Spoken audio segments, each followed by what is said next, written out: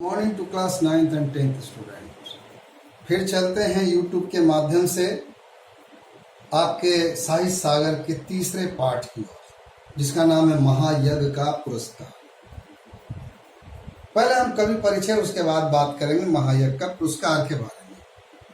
इसके लेखक जो हैं वो यशपाल जी हैं।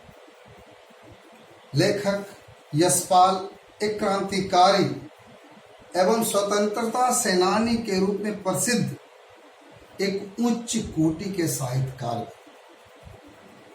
इनका जन्म 3 दिसंबर 1903 को फिरोजपुर छावनी में हुआ था। अपने बचपन के विद्यार्थी काल से ही क्रांतिकारी गतिविधियों से जुट जाते थे और जुटे भी हैं। इनके व्यक्तित्व पर गुरुकुल कांगड़ी के शिक्षा का बहुत प्रभाव पड़ा। शहीद भगत सिंह आदि के साथ भी इन्होंने आंदोलन में सहयोग दिया, देश को आजाद कराने में भूमिका को निभाया। इनके लेखनी में, इनके विचारों में क्रांति की रचनाओं को झलक मिलती है। वर्ग संघर्ष, मनोविश्लेषण, रूढ़ियों पर तीखा व्यंग इनकी कहानियों में दिखता है। तो ये था कवि यशपाल के बारे में संक्षिप्त जानकारी। महायज्ञ का पुरस्कार। पुरस्कार जब होता है, जब नाम सुनते हैं तो कई क्षेत्रों में इसका प्रयोग होता है। देश के आज़ादी के लिए लड़ते हैं या देश के आतंकवादियों से लड़ते हैं, जो जीतता है पुरस्कार है। खेल के मैदान में जो खेल जीतते हैं उसे भी पुरस्कार मिलता है। साहित्य में या शांति के लिए जो काम करते हैं उसे भी किसी न किसी रूप में पुरस्कार मिलता है। अच्छे ड्राइंग कंपटीशन होते हैं, जैसे कंपटीशंस होते हैं, तो उसमें भी पुरस्कार मिलता है। प्रस्तुत कहानी जो है यशपाल जी का महायज्ञ का पुरस्कार, अपने आप में एक अलग तरह की कहानी। तो चलते हैं, समय ना बर्बाद करते हुए। महायज्ञ का पुरस्कार। महायज्ञ, यज्ञ माने तात्पर्य होता है पूजा पाठ, जो हम लोग साधारण करते हैं, या थोड़ा से बड़े रूप में यज्ञ होता है। लेकिन महायज्ञ के बारे में जानना होगा तो पहले हम लोग कहानी से चलते हैं। एक धनी सेठ थे, अत्यंत विनम्र और उदार स्वभाव, बड़े विनम्र और उदार स्वभाव के, धर्मपरायण, धर्म के प्रति इतने ज्यादा झुकाव था इनका कि कहना नहीं था। कहते थे इतने कि कोई भी साधु संत इनके द्वार पर आते तो निराश नहीं लौटते, खाली हाथ नहीं जाते। पहले भर पेट भोजन इन्हें मिलता था सेठ जी के द्वारा, क्योंकि उनकी विनम्रता, उदारता और धर्मपरायणता जुटा हुआ था। इनके भंडार का द्वार सबके लिए खुला था। जो आया सो पाया, जो मांगा सो मिला, जो हाथ पसारे वही पाए। इसी क्रम में सेठ ने बहुत सारे यज्ञ किए, बहुत सारे पूजा पाठ किए और दान में न जाने कितने दिन दुखियों को अपने धन को बांट दिए। पर कहते हैं कभी कभी समय ऐसा होता है जो उल्टी चाल चल देता है। और कहा गया कि सब दिन होत ना एक समान, अच्छा सब दिन एक जैसा नहीं होता।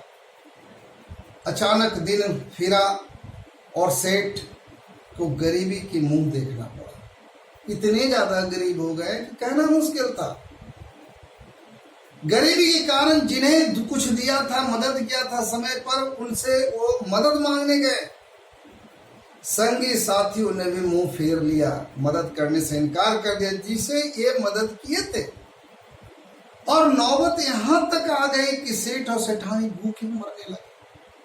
इतनी दरिद्रता, इतनी गरीबी छा गई कि अब भूखे मरने की नौबत आई, यानी अन्न के मोहताज हो गए। कहते उन दिनों कहानी प्रचलित थी, कथा प्रचलित थी कि जो पूजा पाठ का विधि विधान था उसको चाहे तो दूसरे को भेज सकता था। अर्थात हम पूजा किए, पूजा से जो पुण्य मिला, उस पूजा को अगर हमारी स्थिति अच्छी नहीं तो दूसरे को बेच करके उसका मूल्य ले सकते थे। हमारा पूजा का मान उसे चला जाता था। यानी यज्ञों के फल का क्रय विक्रय हुआ करता था, खरीदा और बेचा जाता था। उस जमाने में, जमाने की बात। हमारे यहाँ बहुत सारे रीति रिवाज पुरानी परंपराओं से है, उसी परंपरा में एक था। जैसा यज्ञ होता, जिस तरह का यज्ञ होता, उसके अनुसार उस यज्ञ का दाम मिल जाता था। जब सेठ को आर्थिक इतनी तंगी हो गई तो एक दिन सेठ की पत्नी सेठानी ने कहा, ना हो तो एक यज्ञ को बेच डालो, एक यज्ञ को बेच दो। सुनकर सेठ तो बहुत दुखी हुए, पर बाद में अपनी तंगी का विचार कर, गरीबी का विचार कर एक यज्ञ को बेचने को तैयार हो गया। सेठानी भी ठीक कहती, एक यज्ञ को बेच दिया जाए, जिससे तंगी तो कुछ दिन गुजरे। सेठ जहां रहता था वहां से 10-12 कोस की दूरी पर कुंदनपुर नाम का एक नगर था। 10 से 12 कोस की दूरी पर उस नगर में एक बहुत बड़े सेठ रहते थे। बड़े बड़े आकार से नहीं, धन से बहुत धनी सेठ थे। लोग, वहां के लोग उन्हें धन्ना सेठ कहा करते थे। और एक अपोहा थी जिसे अंग्रेजी में रूमर कहते हैं कि सेठानी को कोई दैवीय शक्ति प्राप्त थी। पता नहीं, एक कहना था, सुना जाता था, जिससे वह दैवीय शक्ति के बल पर वह तीनों लोगों की बात को जान लेती थी। कितनी सत्यता था पता नहीं। धन की उनके पास कोई कमी नहीं थी। मुसीबत में फंसा, विपद में फंसा सेठ उसी के हाथ एक यज्ञ बेचने को राजी हो गया और विचार किया। दूर जाना था, मंजिल दूर थी, 12 से 10 से 12 कोस दूर था। सेठानी ने बगल से आटा मांग कर लाई और रास्ते के लिए 4 मोटी मोटी रोटियां बनाकर पोटली में बांध करके दे दी कि रास्ते में भूख लगे तो खा लेना। सेठ बड़े तड़के उठे और कुंदनपुर की ओर चल दिए। गर्मी का मौसम था, प्रचंड गर्मी थी। सेठ ने सोचा, सूरज जब तक निकले ज्यादा रास्ता पार कर लूं, उतना ही अच्छा है, सफर कट जाएंगे जल्दी। यह सोचकर खूब तेज चलने लगे, जल्दी कदम बढ़ा करके आगे बढ़ने लगे। लेकिन आधा रास्ता पार करते करते धूप इतनी तेज हो गई कि चलने में बड़ा कष्ट होने लगा।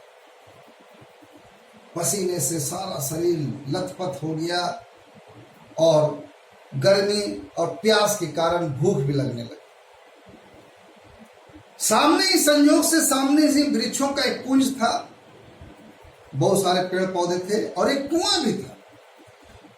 वृक्षों का कुंज और कुआं देखकर सेठ ने विचार किया कि यहां रुक जाए, भोजन कर ले, थोड़ा आराम कर ले, विश्राम कर ले, थकान दूर कर ले, उसके बाद चल देंगे।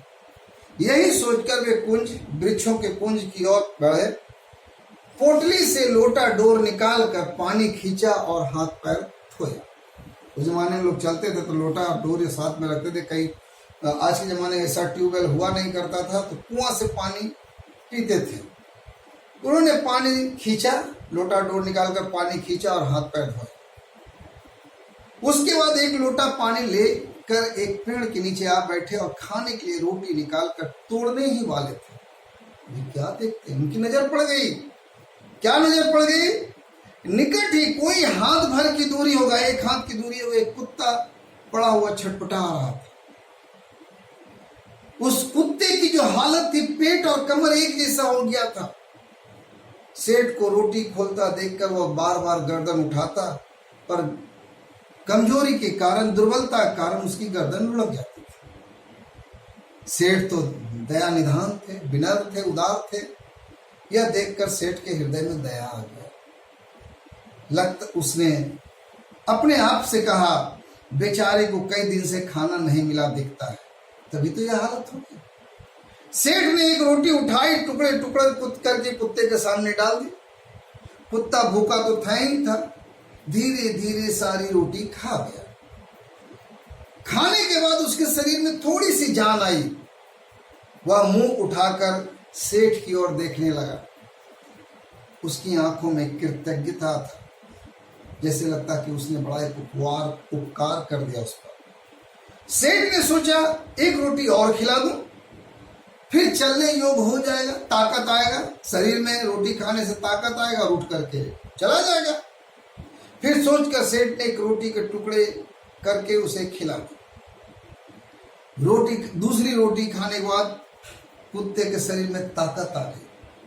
वह खिसकता, अब उठा नहीं था, लेकिन खिसक करके पेटों के बल पर सेठ के नजदीक आ गया। सेठ ने देखा ये तो उठ नहीं पा रहा है, चल नहीं पा रहा है। आसपास नजर दौड़ाया, कोई बस्ती गांव भी नहीं दिखाई दे रहा। सेठ ने सोचा एक रोटी इसे और दे दूं तो शायद ताकत आ जाएगा, तो चलने फिरने लगेगा। मेरा क्या है, जैसे 2 खाई थी, 1 ही खा लूंगा, 1 ही रोटी खाऊंगा। अब मैं तो थोड़ी देर में कुंदनपुर पहुंच ही जाऊंगा। सेठ ने तीसरी रोटी खिलाई। तीसरी रोटी तो तोड़ा और कुत्ते को दे दिया, कुत्ते को खिला दिया उसने, कुत्ते खा लिया। अब 1 ही रोटी बची थी, उसे लेकर स्वयं खाने लगे। देखा, सेठ ने देखा कुत्ते की आंखें अब भी उसी की रोटी की ओर नजर पड़ी। उसकी आंखों में करुण याचना थी, दया की भावना थी, या जिससे लग रहा था कि आंखों आंखों में वो मांग रहा है कि वो भी रोटी मुझे दे दे। सहसा सेठ के मुंह से निकला, हाय बेचारा कितने दिनों से भूखा है। उनके मन में आया मेरा काम तो पानी पी करके चल जाएगा, लेकिन कुत्ते, बेचारा मूक जानवर, गूंगा जानवर जो बोल नहीं सकता हो, अगर इस बेबस जीव को, परेशान जीव को 1 रोटी मिल जाए तो निश्चय ही इसमें ताकत आ जाएगा और अपनी बस्ती तक, गांव तक पहुंच जाएगा। सेठ ने ज्यादा सोचा विचारा नहीं, दिमाग नहीं दौड़ाया अपना। वो अंतिम रोटी भी कुत्ते को खिला दिया, स्वयं 1 लोटा जल पी करके थोड़ा आराम करके चल दिया। दिया शाम होते होते जिया जलने के समय ही कुंदनपुर पहुंचे। वह सेठ की हवेली में सीधा गया। धन्ना सेठ ने उठकर स्वागत किया। कहो सेठ, कैसे आना हुआ? वो सेठ को जानता था एक दूसरे को। सेठ ने कहा संकट में हूं, बड़े मुसीबत में हूं, आर्थिक तंगी से जी रहा हूं, गरीबी में जी रहा हूं, आपके हाथ एक यज्ञ बेचने आया हूं। इतना में धन्ना सेठ की पत्नी आकर सेठ को प्रणाम किया। बोली, सेठ जी हम यज्ञ खरीदने के लिए तैयार हैं, पर आपको महायज्ञ बेचना होगा। महायज्ञ? सेठ ने आश्चर्य से कहा। हाँ, वही जो आज आपने किया है। धन्ना सेठ की पत्नी ने कहा, महायज्ञ आप बेचे जो आपने किया है आज। सेठ बड़े आश्चर्य पड़े, बड़े महायज्ञ और आज? वे समझे उनका मजाक उड़ाया जा रहा है। बड़े विनम्र भाव से बोले, आप आज की कहती हो? मैंने तो बरसों से कोई यज्ञ नहीं किया है। मेरी ऐसी स्थिति नहीं कि मैं यज्ञ करूं। मैं तो गरीबी हालत में जी रहा हूं, तो मैं यज्ञ कहां से करूंगा? मेरी आर्थिक स्थिति इतनी खराब है कि मैं यज्ञ करने लायक नहीं हूं, सो मैं यज्ञ करूं। धन्ना सेठ की पत्नी ने बड़े गंभीर भाव में कहा, बड़े गंभीर होकर के, नहीं सेठ, आज आपने भारी यज्ञ किया है। महाराज उसे बेचोगे हम खरीद लेंगे, नहीं तो आपका यज्ञ नहीं खरीदेंगे। सेठ विस्मित विमूढ़ हो गए, मतलब कुछ बोलने की स्थिति में नहीं रहे। उन्हें निश्चय हो गया इन लोगों को यज्ञ नहीं खरीदना है, इसलिए ऐसी बहानेबाजी की बातें कर रहे हैं, टाल रहे हैं, इन्हें खरीदना नहीं है। क्या सोचते हो? सेठ बोली राजी हो? धन्ना सेठ की पत्नी ने पूछा। फिर बोले, क्या सोचते हो सेठ? महायज्ञ बेचना है तो मैं खरीदने को तैयार हूं। सेठ अब नाराज हो गया, खिन्न होकर के कहा, सेठ जी हंसी छोड़िए, काम की बात कीजिए। बरसों से मैंने यज्ञ नहीं किया, आज आपकी कहती है, आप कहते हैं यज्ञ के बारे में। मैंने बहुत बरसों से यज्ञ नहीं किया। सेठानी ने समझाया, आज रास्ते में स्वयं ना खा करके 4 रोटियां जो भूखे कुत्ते खिला दी, वो महायज्ञ नहीं तो और क्या? निस्वार्थ भावना से खुद भूखे रह करके उस भूखे कुत्ते को 4 रोटी खिला देना, ये महायज्ञ नहीं तो और क्या है? यज्ञ कमाने की इच्छा से धन दौलत लुटा कर किया गया यज्ञ सच्चा यज्ञ नहीं है। निस्वार्थ भाव से किया गया कर्म ही सच्चा महायज्ञ है। यदि आप बेचने को तैयार है तो मैं खरीदने को तैयार हूं। सेठ को सहित बुद्धि जागी, लगा मानो आसमान से गिरे। भूखे को अन्न देना सभी की कर्तव्य है, सभी का दायित्व है, उसमें यज्ञ जैसी बात क्या है? फिर सेठानी ने पूछा, क्या विचार है सेठ जी, यह यज्ञ बेचना है कि नहीं? सेठ ने कोई उत्तर नहीं दिया, चुपचाप पोटली उठाई, हवेली से बाहर चले आए। उन्होंने मानवोचित कर्तव्य का मूल्य, यानी मानव के द्वारा जो कर्तव्य किया गया उसका दाम लेना उन्हें उचित नहीं समझा। कुंदनपुर की धर्मशाला के चबूतरे पर भूखे पेट जैसे तैसे रात गुजारा। और सुबह होते ही वहां से अपने घर की ओर चल पहुंचे। सेठानी बड़ी आशा लगाए बैठे थे कि आज यज्ञ बेच कर क्या है, कुछ पैसे होंगे। सेठ को खाली हाथ वापस आया, देख आशंका से कांप उठी, डर गई। पूछी डरते डरते कांपते हुए, क्यों? धन्ना सेठ नहीं मिले? सेठ ने अद्योपंत यानी शुरू से लेकर अंत तक की सारी कहानी बताई। सुनकर सेठानी की सारी वेदना दूर हो गई। कहाँ विलीन हो गई पता नहीं चला, विलीन हो गई। हृदय उल्लासित हो गया, उमंग हो गया। विपत्ति में भी सेठ ने धर्म नहीं छोड़ा, धर्म का काम नहीं छोड़ा। धन्य है मेरे पति। सेठ के चरणों की रज यानी मिट्टी को लेकर लगाते बोले, धीरे रखे, भगवान सब भला करे। रात का अंधकार फैलता जा रहा था। सेठानी उठकर दिया जलाने के लिए दालान में आई तो रास्ते में किसी चीज से ठोकर लगी। गिरते गिरते बची, संभल कर आले तक पहुंची और दिया जलाकर नीचे की ओर निगाह डाली तो देखा क्या, दरवाजे के पास दहलीज के सहारे एक पत्थर ऊंचा हो गया है। बीचों बीच वहां लोहे का कुंदा लगा है और उसी कुंदे से सेठानी को ठोकर लगी थी। शाम तक तो घर में कुछ ऐसा नहीं था, ये अचानक कहां से आ गया? कोई पत्थर वगैरह नहीं था, यह अकस्मात कैसे आया? सेठानी भौचक्की थी, आश्चर्य थी। फिर सेठ को बुलाकर बोली, देखो यह पत्थर यहाँ कैसे उठ गया, कहां से पत्थर आ गया? सेठ भी आश्चर्य पड़ गए। घर के अंदर दिए के टिमटिमाती रोशनी में उन्होंने ध्यान पूर्वक देखा तो पता चला वह किसी चीज का ढकना है। आखिर यह माजरा क्या है? सेठ आश्चर्य पड़ गए। सेठ ने कुंदे को पकड़कर खींचा तो पत्थर उठ गया और अंदर जाने के लिए सीढ़ियां निकल गई। सावधानी से सेठ और सेठानी दिया हाथ में लिए उतरे। कुछ सीढ़ियां उतरते इतना प्रकाश सामने की आंखें चौंधियाने लगी। सेठ ने देखा वह एक विशाल तहखाना है और जवाहरतों से जगमगा रहा है। देव की इस माया का रहस्य उनकी समझ में नहीं आया। दोनों चुपचाप खड़े थे, निस्तब्ध, कोई आवाज नहीं निकल रही थी। तभी वह दृश्य और एक स्पष्ट आवाज सुनाई दी। वो सेठ स्वयं भूखे रहकर अपना कर्तव्य मानकर खुशी खुशी प्रसन्न चित्त तुमने पर मरणासन कुत्ते को 4 रोटियां खिलाकर जो उसकी जान बचाई, उस महायज्ञ का यह पुरस्कार है। सेठ और सेठानी इस दिव्य वाणी को सुनकर कृतकृत हो गए। वह धरती पर माथा टेककर उन दोनों ने भगवान के चरणों को प्रणाम किया। यह था कहानी।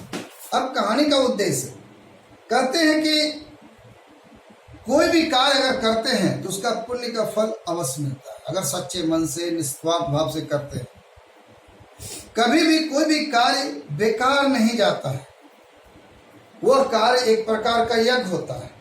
यहाँ पर सेठ धर्मपरायण और विनम्र थे। बहुत सारे यज्ञ किए, दान में न जाने क्या नहीं बांटा, दुन दुखियों की मदद की। समय गुजर गया, सेठ सेठानी गरीब हो गए, फिर भी उस यज्ञ बेचने की प्रथा पर उसने यज्ञ बेचने के लिए चले गए। रोटियां था, उन कुत्तों को, भूखे कुत्ते को खिलाकर एक तरह से उन्होंने कर्म किया, धर्म की रक्षा की। फिर सेठ के यहाँ पहुंचे और महायज्ञ बेचने को आप नहीं, जब पता चला महायज्ञ के रूप में उसने क्या किया है तो लौट चल गए। घर आए तो घर के अंदर ही दबा हुआ एक खजाना मिला जो कि महायज्ञ का पुरस्कार था। इतना ही। Thank you students. और जैसा कि पता है कि भारत सरकार ने 31 तारीख तक लॉकडाउन किया है, इसलिए स्टे होम, स्टे से घर से बाहर ना निकले और अच्छा रहे, घर में रह करके पढ़ाई का काम करें। Thank you.